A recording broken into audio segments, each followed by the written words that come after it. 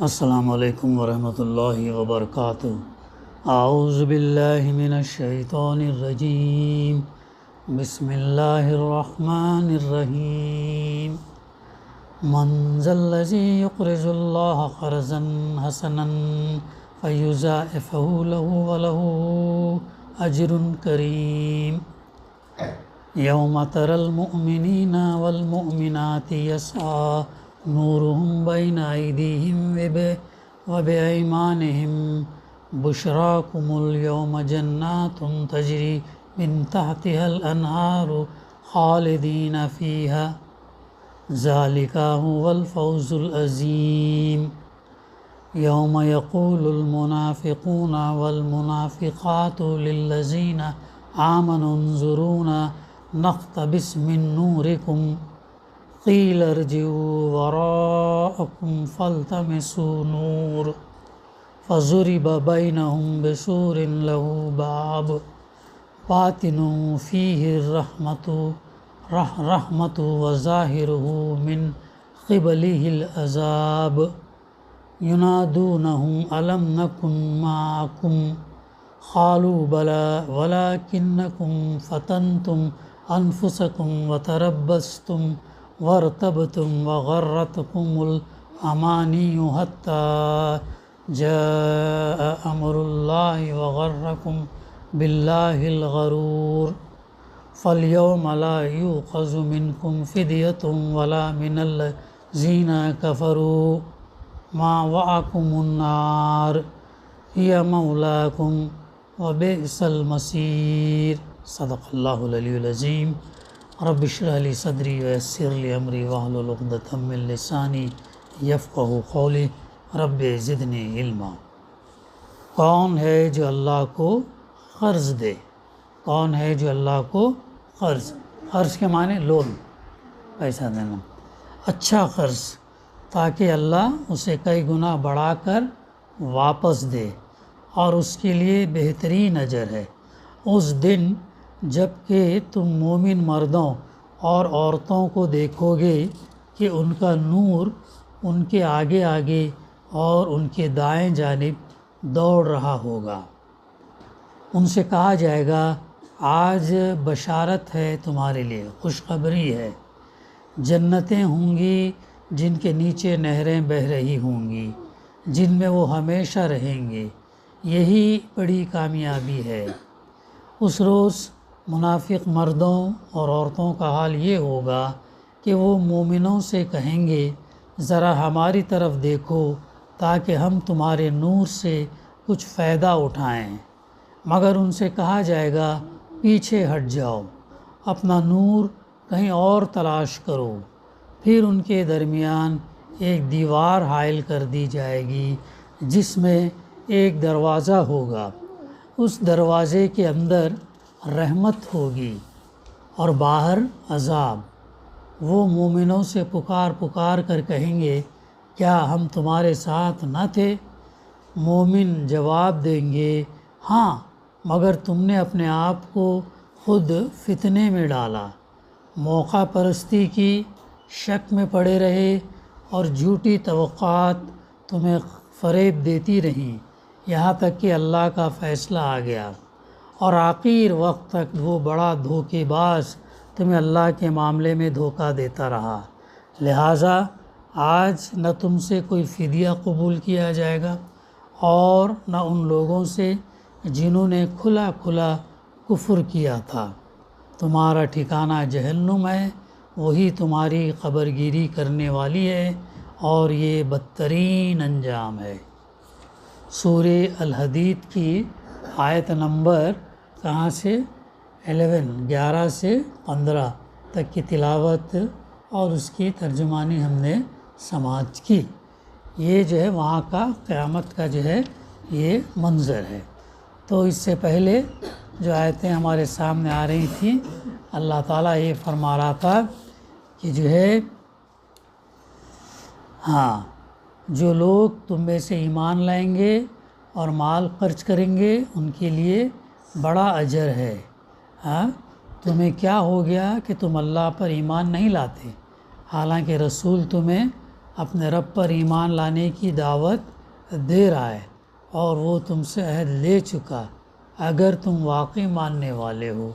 اور بھی آیتیں جو ہم نے مطالعہ کیا تھا، اب یہاں پر اس کے بعد جو ہے آ رہی ہے، اور یہ اس سے پہلے بھی بات اہم یہ آئی کہ جو لوگ خرچ کیے ہیں، جو لوگ فتح کے بعد یعنی فتح مکہ یا صلح حدیبیہ سے پہلے جو لوگ ایمان لائے، جو لوگ قربانیاں دیے، جو لوگ مال خرچ کرے، جو لوگ مصیبتیں پریشانیاں یہ کرے، تو یہ لوگوں کی جو قدر ان لوگوں سے زیادہ ہے جو صلح حدیبیہ کے بعد یا فتح مکہ کے بعد ایمان لائے۔ پہلے جو لوگوں نے قربانی دی، پہلے جو لوگوں نے مال خرچ کیا، ان کا درجہ، ان کا جو ہے مقام اونچا ہے، وہ لیول پر آ نہیں سکتے، برابری نہیں کر سکتے، یہ بتایا گیا۔ اب آگے فرمایا جا رہا من ذا الذی یقرض اللہ قرضا حسنا فیضاعف لہ ولہ اجر کریم، کون ہے جو اللہ کو قرض دے؟ اللہ جو پوری کائنات کا، کائنات کی انگلش میں کیا بولتے ہیں؟ یونی کانفیڈنس کے ساتھ بولنا، دب کے ہلکا سے نہیں بولنا، یونیورس بول رہے۔ یونیورس میں کیا کیا ہے؟ بہت ساری چیزیں ہیں، stars, planets, solar system, Galaxy, ملکی وے، پورا اس کا اندازہ ہم نہیں کر سکتے، اس کا بہت وسیع ہے۔ پوری ایک دیکھو ابھی کتنا لوگ محنت کرتے، دیکھو کیسا وقت یہ کرتے۔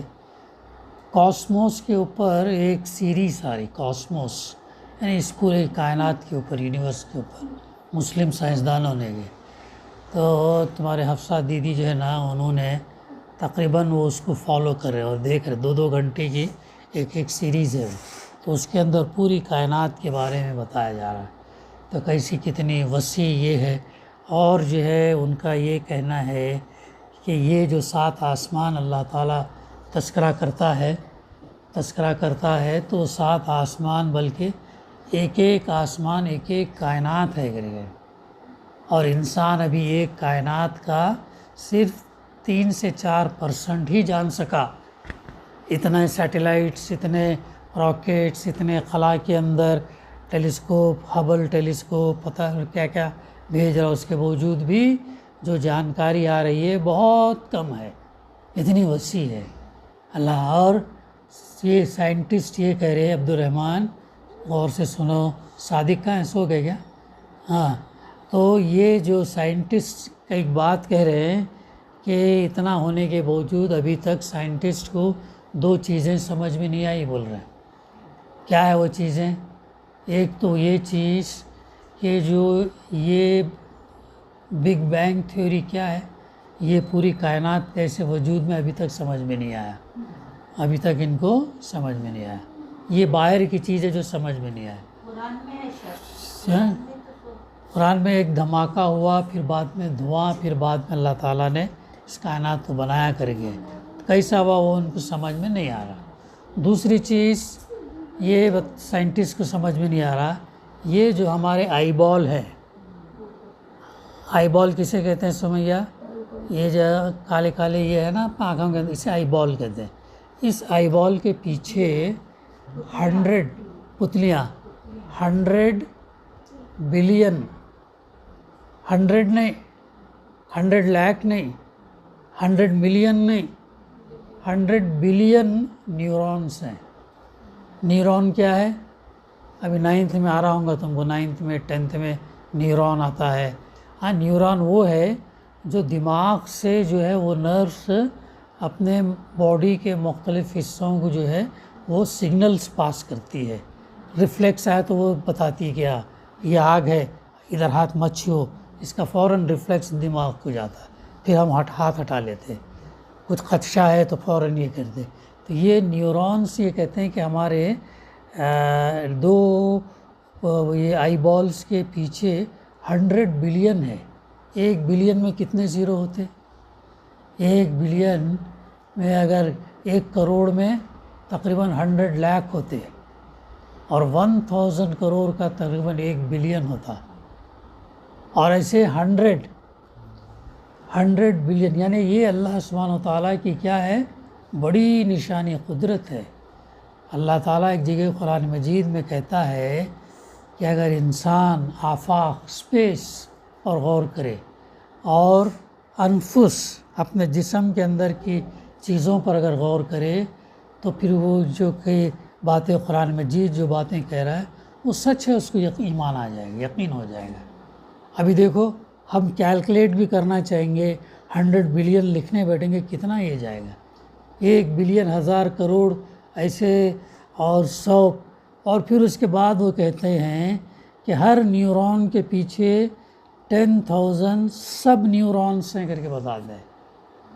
اب انسان کا دماغ کیسے کام کرے گا، کیسے سے تو اللہ تعالیٰ کیسا انسان کو، یہاں معمولی انسان دکھتا ہے لیکن اس کے اندر کیسی کیسی چیزیں ہیں، نیورونس، اگر یہ دنیا اتنی بڑی ہے تو دنیا کا اگر سے اگر لپیٹیں گے تو 4 سے 5 دفعہ اس سے لپیٹ سکتے ہیں۔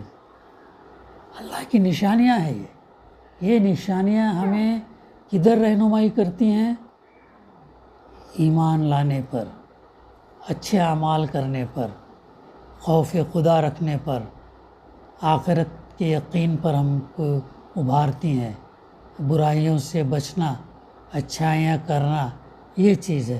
تو اتنی وسیع کائنات ہے، اتنی وسیع اللہ سبحانہ و تعالیٰ کا جو ہے نظام ہے۔ تو اب یہاں پر اللہ تعالیٰ جو ہے، چونکہ ادھر ہماری گفتگو جو اور ان آیتوں کے ضمن میں جو بات آ رہی ہے، کون ہے جو اللہ کو قرض دے؟ وہ تو پوری کائنات کا مالک ہے، پورے خزانے اس کے جو زمین کے اندر ہیں، آسمانوں میں ہیں، پورے پلانٹس میں ہیں، کہاں کہاں ہیں، ہاں وہ سب اس کے قدرت میں، سب اسی کے ہیں۔ اصل وارث مالک تو اللہ ہے، کل ہمارے سامنے بات آئی تھی، اصل مالک کون ہے؟ اللہ ہے، تو اس کو کیا ضرورت ہے قرض کی؟ لیکن اللہ تعالیٰ کہہ رہا ہے کہ جو میں نے مال تم کو دیا اس میں سے تم اللہ کے راستے میں خرچ کرو، تو وہ اس کے لیے کیا بول رہا اللہ؟ قرض بول رہا۔ کون ہے جو اللہ کو قرض دے؟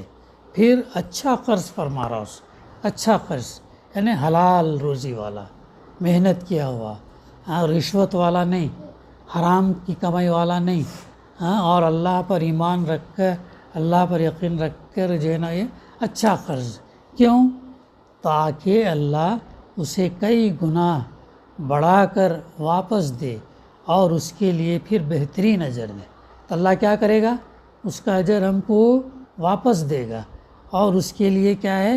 بہترین اجر ہے۔ اس کی تفسیر میں ہے کہ اللہ تعالیٰ کی شان کریمی ہے کہ آدمی اگر اس کے بخشے ہوئے مال کو اسی کے راستے میں صرف کرے، مال ہمارا میرا نہیں ہے، اللہ کا دیا ہوا مال ہے۔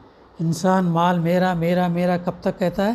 جب اس کی روح اس کے جسم میں ہے، جب اس کی روح جسم سے نکل گئی اور جب وہ مردہ ہو گیا، نہ ہاتھ نہ پیر ہلا سکتا، تو پھر سب سے پہلے اس کا ساتھ رشتہ داروں کا چھوٹ جائے گا، پھر مال کا چھوٹ جائے گا، پھر جائیداد گاڑیاں سب چھوٹ جائیں گی، ساتھ میں ایمان اور عمل صالح جائیں گے۔ تو جو میرا میرا کہتا تھا تب ہو کیا گیا؟ وہ اللہ کا ہو گیا۔ تو پھر جب اللہ کا ہو گیا تو اللہ نے قانون بتایا کہ یہ مال کو کیسا تم بانٹنا چاہیے، تمہارے بیوی میں، بچوں میں، بھائیوں میں، بہنوں میں، ماں میں، ان میں جو ہے کیسا بانٹنا چاہیے، اللہ نے وہ قانون بتایا، تو اس کے مطابق اس کو یہ کرنا ہے۔ تو اللہ تعالیٰ یہی بتا رہا ہے کہ اس کا دیا ہوا مال اس کے راستے میں صرف کرے تو وہ اسے اپنے ذمے کیا کہتا ہے؟ قرض قرار دیتا ہے۔ جب ہم اس کے بندوں پر خرچ کریں گے، یتیم، بیوہ، مسکین، ضرورت مند، مسافر، اور جو اللہ کے کلمے کو بلند کرنے کے لیے جہاں پیسہ لگتا ہے، دین کو پھیلانے کے لیے اور دین کے کاموں کے لیے جو لوگ پوری زندگی اپنی لگا دیے، ان کے خرچ کے لیے، اللہ کے کلمے کو بلند کرنے کے لیے، جہاد اگر کہیں تو جہاد میں اسلحہ، سواری، یہ چیزیں لینے کے لیے تو جو خرچ کریں گے وہ تمام اللہ کے راستے میں وہ آئے گا، اور اللہ اسے قرض قرار دیتا ہے، بشرطے کہ وہ قرض حسن یعنی اچھا قرض ہو، یعنی خالص نیت کے اندر خلوص ہو، کسی ذاتی غرض کے بغیر دیا جائے، کوئی ذاتی غرض نہ ہو، کوئی ایکسپیکٹیشن نہ ہو کہ اب کر دیے اللہ کے لیے کر دیے، بس ان سے واپس ملنے کی، واپس کچھ ہم کو اور بڑا چڑھا کے دیں یا کچھ ہمارے لیے کریں اس کی امید نہ ہو. اسے کہتے ہیں اچھا خرچ، اور اس کا اجر ہم اللہ سے ایکسپیکٹ کریں، ہم آخرت میں اسے ایکسپیکٹ کریں. یہ ہے وہ بات. تو اسے کہتے ہیں. اور اس کا تذکرہ نہ کریں، احسان نہ جتائیں، یہ بھی چیزیں اس کے اندر آتی ہیں. کسی قسم کی ریاکاری، دکھاوا اور شہرت اور ناموری، نام نمود، شہرت، لوگ مجھے سقی کہیں، دینے والا کہیں، ایسا نہیں. ناموری کی طلب اس میں شامل نہ ہو. اسے دے کر کسی پر احسان نہ جتائے، یا اس کا دینے والا صرف اللہ کی رضا کے لیے دے اور اس کے سوا کسی کے اجر اور کسی کی خوشنودی پر نگاہ نہ رکھے. یہ تمام چیزیں جو مال دیا جاتا یہ نیت سے اگر ہو تو اسے اچھا قرض میں شمار کیا جائے گا. اس قرض کے متعلق اللہ کے 2 وعدے ہیں. کیا ہیں وہ وعدے؟ ایک یہ کہ وہ اس کو کئی گنا بڑا چڑھا کر واپس دے گا. ایک وعدہ اللہ کا یہ ہے کہ بڑا چڑھا کر دے گا، دنیا میں بھی دے سکتا، دنیا میں نہیں تو آخرت میں دے گا. یہ ہمارا یقین ہونا چاہیے. یقین یعنی ایمان ہونا چاہیے ہمارا کہ اللہ ہم کو یہاں نہیں دے گا تو وہاں دے گا، ایسا. دوسری بات یہ کہ وہ اس پر اپنی طرف سے بہترین اجر بھی اللہ تعالیٰ بہترین اجر بھی عطا فرمائے گا. ابھی دیکھو ایک بڑا اہم واقعہ ہے حدیث میں. حضرت عبداللہ بن مسعود رضی اللہ کی روایت ہے کہ جب یہ آیت نازل ہوئی اور اللہ کے رسول صلی اللہ علیہ وسلم کی زبان مبارک سے لوگوں نے اس کو سنا تو حضرت ابو دہدہ انصاری رضی اللہ نے عرض کیا، یا رسول اللہ صلی اللہ علیہ وسلم، کیا اللہ تعالیٰ ہم سے قرض چاہتا ہے؟ جو دینے والا ہے دنیا کو، کیا وہ ہم سے بھی قرض چاہتا ہے؟ تو اللہ کے رسول صلی اللہ علیہ وسلم نے جواب دیا، ہاں اے ابو دہدہ. انہوں نے کہا، اور جب ایسی بات کہی تو انہوں نے کہا، ابو دہدہ نے، ذرا اپنا ہاتھ مجھے دکھائیے، ذرا اپنا ہاتھ مجھے بتاؤ کر کے بولے. وہ پھر آپ صلی اللہ علیہ وسلم نے اپنا ہاتھ ان کی طرف بڑھا دیا، ایسا ان کی طرف بڑھا دیا. تو انہوں نے کیا کیا؟ آپ صلی اللہ علیہ وسلم کا ہاتھ اپنے ہاتھ میں لے کر کہا، اللہ کے رسول صلی اللہ علیہ وسلم کا ہاتھ اپنے ہاتھ میں لے کر کہا، میں نے اپنے رب کو اپنا باغ قرض دے دیا. ان کے پاس ایک باغ تھا، وہ باغ کو انہوں نے کیا کر دیا؟ اللہ کے راستے میں دے دیا. حضرت عبداللہ بن مسعود رضی اللہ فرماتے ہیں کہ اس باغ میں کھجور کے کتنے درخت تھے؟ اس باغ میں کتنے درخت تھے؟ کتنے؟ پڑھے قرآن مجید نا. اس باغ میں 600 کھجور کے درخت تھے، بڑا باغ تھا. کھجور کے درخت جو ہے اس میں 600 تھے، اور اسی میں ان کا گھر تھا. وہ باغ کے اندر بھی ان کا سورہ حدید میں ہے، تفسیر میں ہے، تفسیر میں ہے حدیث، تفسیر میں سچا واقعہ ہے. تو یہ جو ہے اسی میں، ذرا سنو امی، اسی میں ان کا گھر بھی تھا، اور وہیں پر ان کے بال بچے رہتے تھے. وہ گھر کے اندر بال بچے رہتے تھے. تو رسول اللہ صلی اللہ علیہ وسلم سے یہ بات کر کے ہاتھ میں ہاتھ لے کے وعدہ کیا، بات کیے. پھر وہ سیدھے گھر پہنچے اور بیوی کو پکار کر کہا، بیوی کو اندر باغ میں بھی نہیں گئے، دیکھو ان کا ایمان کیسا ہے. باہر سے انہوں نے اپنی بیوی کو پکار کر کہا، اے دہدہ کی ماں، ان کے بچے کا نام تھا دادا، اے دادا کی ماں نکل آؤ، گھر سے نکل آؤ، میں نے یہ باغ اپنے رب کو قرض دے دیا ہے. میں نے یہ باغ جو ہے اللہ کو قرض دے دیا ہے. اب وہ بولی، اور وہ بیوی بھی کیسی ایمان والی تھی. آج کے بیویاں رہتے تھے کیا بولتے تھے؟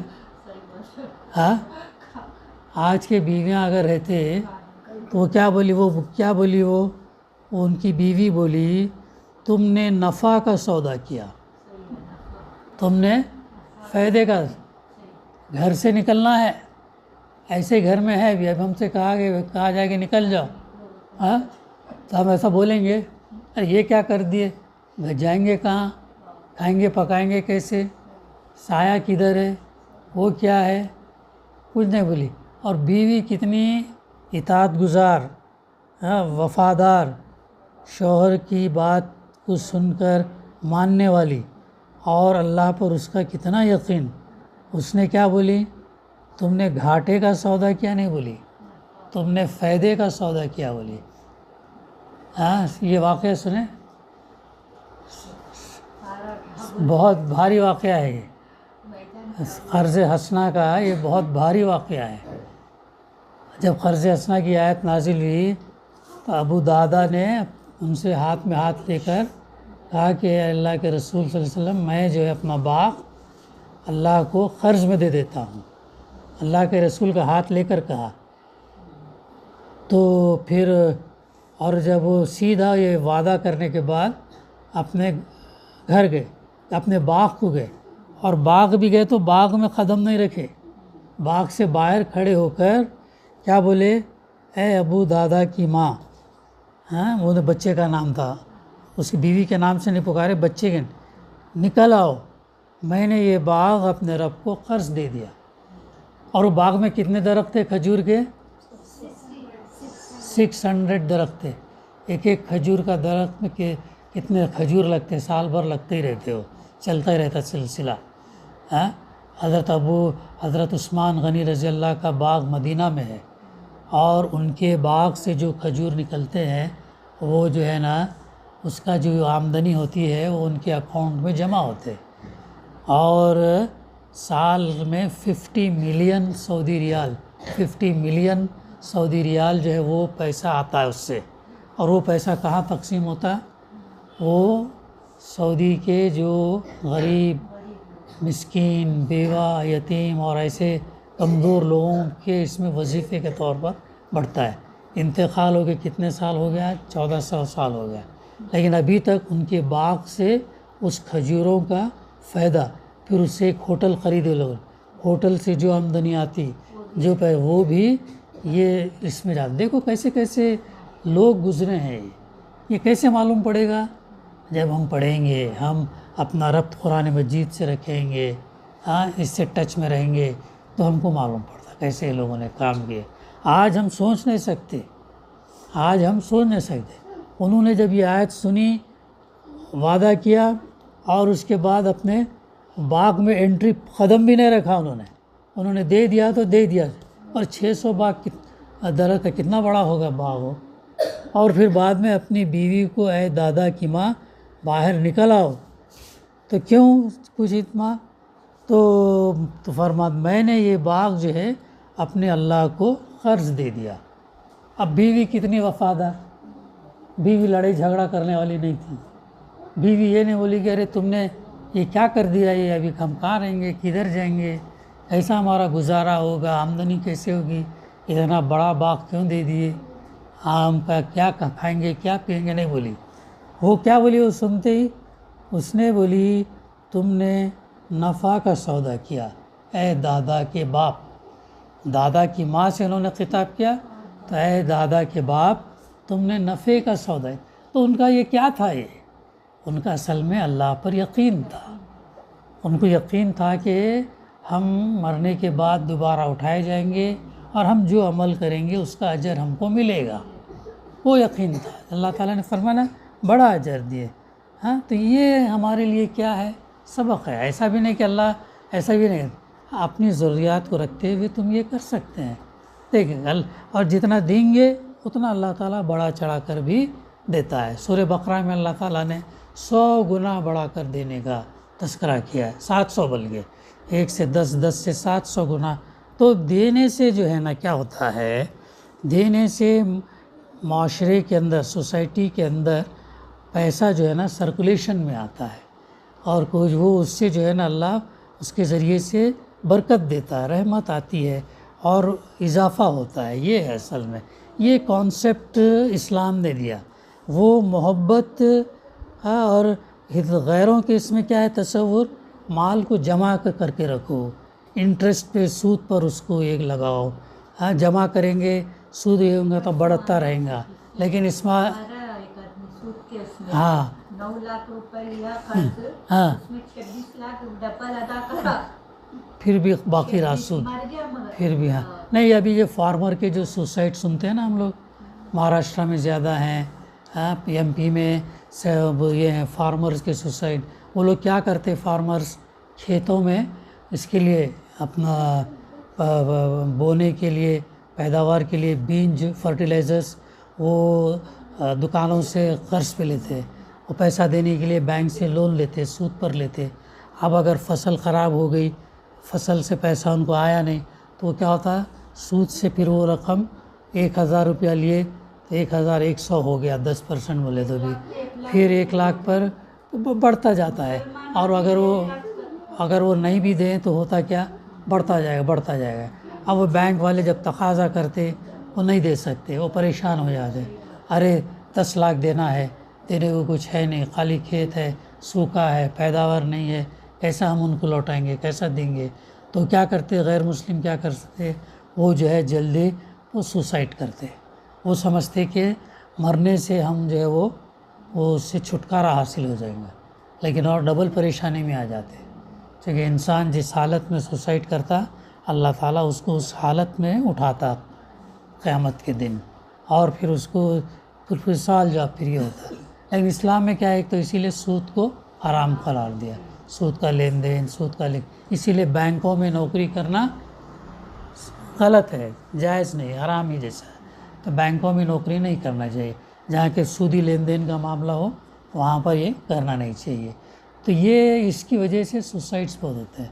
بمبئی میں بھی بہت ہوتے ہیں، بلڈر ہیں، ڈیولپرز، یہ کیا کیا ہیں لوگ زمین اور بلڈنگ بناتے ہیں. دیکھیں بڑی بڑی ملٹی سٹوری بلڈنگ ہے، 200 کروڑ، ہزار کروڑ کے لون لے لیتے ہیں بینکوں سے، اور کیا اسے گروی رکھتے ہیں، لینڈ اور بلڈنگ گروی رکھتے ہیں. اور جب بناتے ہیں مہنگا ہو گیا، بکے نہیں، رہ گئے، اور بینک کا اور 1000 کروڑ کے مقابلے میں 2000 کروڑ دینے کا آ گیا، تو کیا کریں، نہیں کریں. آسان کیا ہے، گولی مار لیے، یا ٹرین کے سامنے جا کے گر گئے، یا پنکھے کو یہ کر کے سل ایسا کر کے مر جاتے. ایسا ہے. تو غیروں میں ایسا ہے. اسلام کتنا یہ، اسلام نے یہ نہیں سکھایا ہمارے کو. اسلام کتنا یہ بتایا، ضرورت اللہ کے رسول صلی اللہ علیہ وسلم سے پوچھا گیا، قرآن مجید کے اندر ہے، اللہ کے راستے میں ہم کیا خرچ کریں، اللہ کے راستے میں کیا خرچ کریں. تو جواب دیا گیا کہ جو ہے جو تمہاری ضرورت سے زیادہ وہ خرچ کرو، اپنی جتنی ضرورت ہے اتنا رکھو، اس سے زیادہ ہے وہ خرچ کرو، زیادہ جمع مت کرو.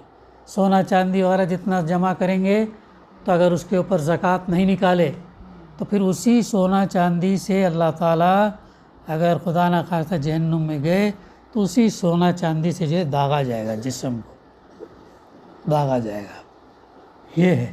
تو اسی لیے مال کا یہ نہیں ہونا چاہیے، دیا تو شکر ہے، اور ہم کو اس کے راستے میں جتنا زکوٰۃ بھی کتنا فیسلٹی اللہ تعالیٰ نے دی. 100 روپے اگر تمہارا 1 سال میں رہ گئے، بچ گئے 100 روپے، تو اس 100 روپے پر 2.5 روپیہ نکالنا ہے، اتنا کم ہے زکوٰۃ. اب سونا جتنا ہے اس کا ویلیو نکالے، اس کا 2.5% نکالنا ہے، نکال کے دیتے، اس برکت ہوتی.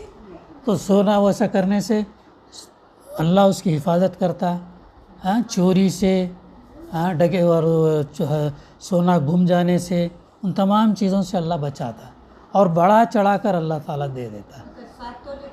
7.5 تولے کے اوپر ہے، اور 52 تولے چاندی کے اوپر ہے.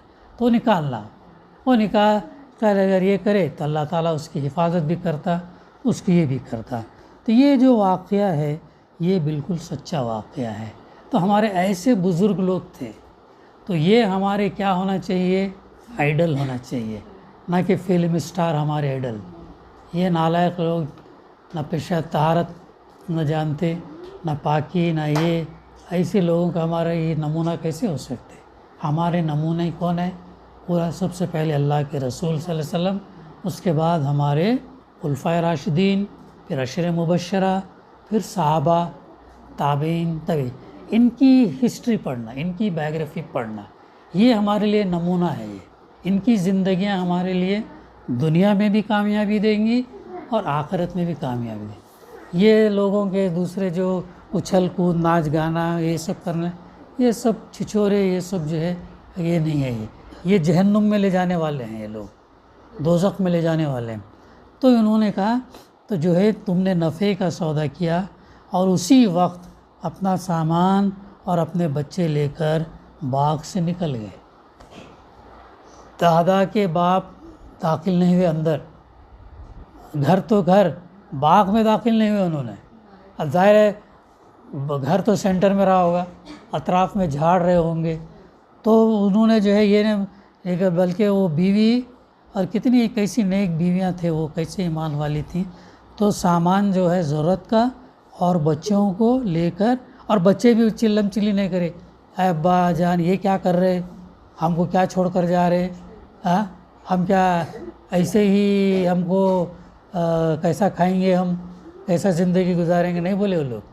ایک صحابی کے بارے میں واقعہ آتا ہے کہ ان کے جو ہے 2-3 لڑکیاں تھے اور وہ جو ہے بہت غریب تھے، سادے کیپ کوائٹ، تو ان کے جو ہے لڑکیاں تھے، تو ان کے وہ مالدار نہیں تھے، غریب ہی تھے، ان کے پاس بھی پیسہ نہیں تھا۔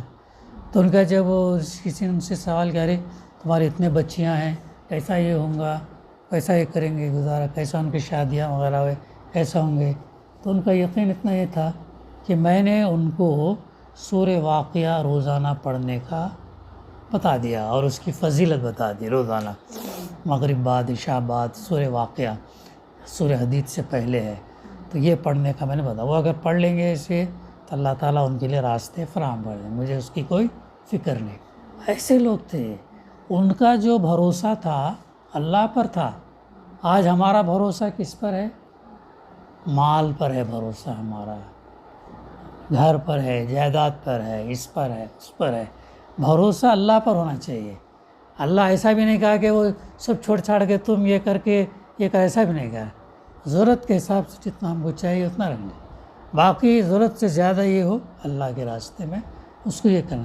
تو ایسے واقعات جب ہم تاریخ پڑھیں گے، سیرت صحابہ کی بایوگرافی پڑھیں گے، اللہ کے رسول صلی اللہ علیہ وسلم کی سیرت پڑھیں گے، تو یہ چیزیں ہم کو معلوم ہیں، تو ہمیں ویسی زندگی گزارنے کی کوشش کرنا چاہیے۔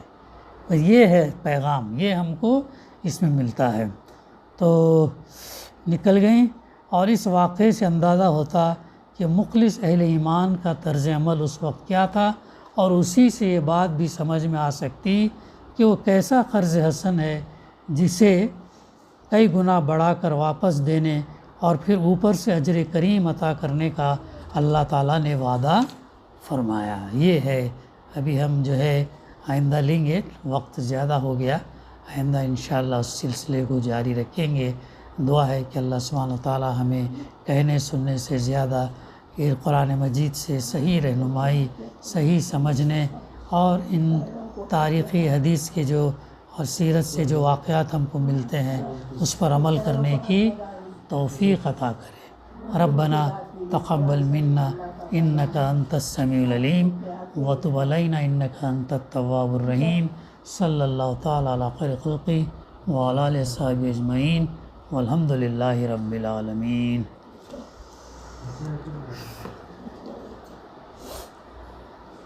یہ